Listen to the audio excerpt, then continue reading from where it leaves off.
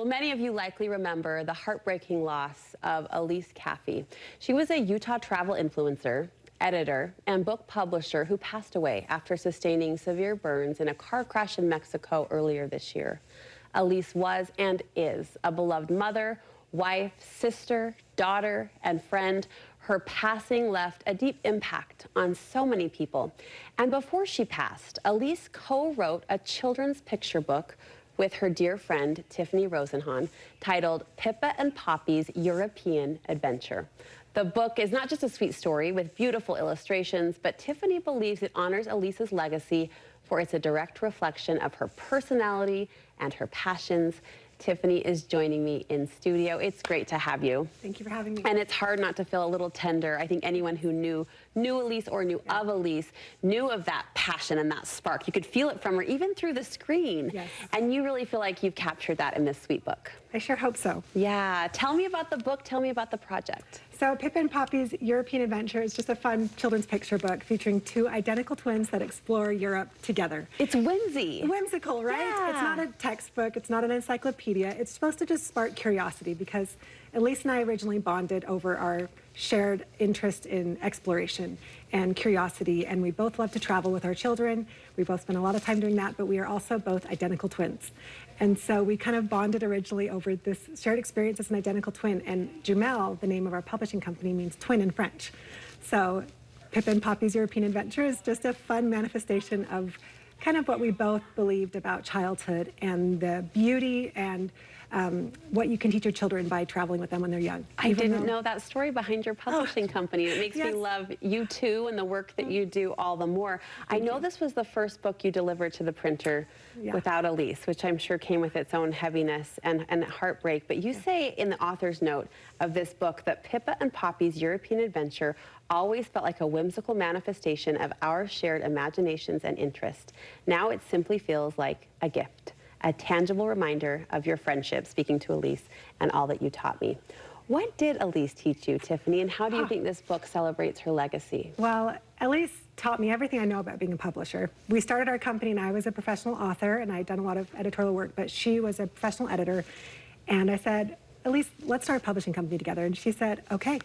And I think that reflects Elise's confidence in other women. And I think she really buoyed me up, and she was an excellent, I don't want to use the strategic word multiplier, but she basically allowed women to become them best. And she was the cheerleader of so many women. And after she passed especially, I just heard story after story of women that felt as though Elise encouraged them and motivated them behind the scenes, encouraging them to put forth their best work.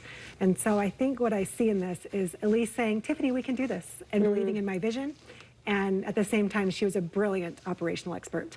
And the ability to actually take a book from concept to completion and get a book to press is fun in theory, but in reality, it's a lot of practical work. And hard work. And she was excellent at what she did. And so this is joy. It's magic to have it here, is what it feels like. I love how you've encapsulated and characterized her in this sweet tribute here and now. And I didn't know Elise well, but I knew a lot of people who knew Elise well. Yeah. And it was so touching to me, just echoing what you described, to see, I don't know if this was a coordinated effort, but I remember seeing a series of text messages, the last text message she had sent to a number of girlfriends in Circle. And they were all just that rah-rah that you talked about. She was someone who saw strengths and talents and seemed to help magnify those talents for the women that she loved. And I love that you've done that for her in this sweet book. Well, and she was so comfortable being behind the limelight. She was as happy for your success, more happy for her friend's success than even her own. So it's kind of fun to put her name on the cover and be like, well, we can talk about you however we want. Your turn, sister. Yes, exactly. Elise had a motto, which was to take the trip, and that's clearly celebrated in the pages of this darling book. Yes. So Take the Trip was fun. It kind of took on a life of its own after she passed because it's something she always believed in. And Take the Trip is just this philosophy that take the trip with your children while they're young. Yes, they might not remember it. Yes, it's hard, it's expensive, it's exhausting, it's all the things. But when you travel with your children while you're young, you're building resilience as a family. You're building a family culture that it values exploration, that values being vulnerable. And because no matter how perfectly planned a trip is, something goes wrong. Sure. And so I think it's so good for your kids to see you challenge yourself, to see you in uncomfortable positions. I think it gives kids confidence to do things on their own. And I think Elise and her husband Dan were both very committed to building resilience in children, and obviously we've seen her beautiful daughters excel at that in the months since Elise passed. But travel allows you as a family to build and grow and develop core memories as a unit.